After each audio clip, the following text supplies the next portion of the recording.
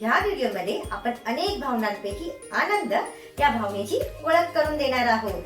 वेगवेगळ्या भावना ओळखणे, समजून घेणे, एखादी भावना निर्माण झाली की शरीर त्याला कसा प्रतिसाद देते ते आधी समजून घेणे फार गरजेचे आहे. एकदा का मुलांना या गोष्टी समजल्या की मुलं स्वतःला आणि इतरांना चांगल्या प्रकारे समजून घेऊ शकतात. यासाठी लागणारे साहित्य आहे जुन्या वर्तमानपत्रातील किंवा मासिकातील आनंदी चित्रांचे कातरणे.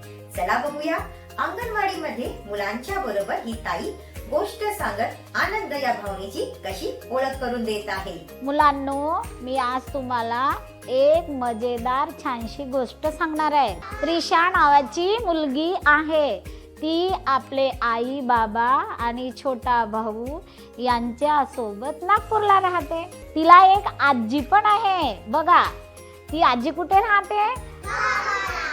पण ही कुणाची लाडकी असते त्रिशा? आजीची.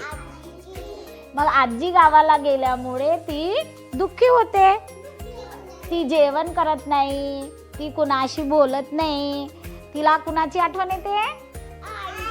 आजीची. आणि सततची अशी रुसमुसलेली असते.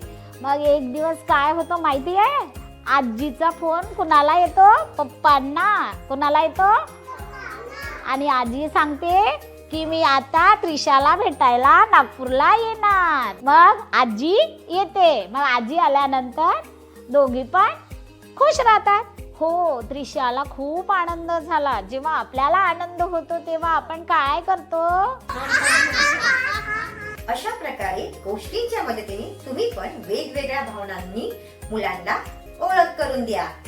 पुन्हा भेटूया एक नवीन व्हिडिओ सह. धन्यवाद.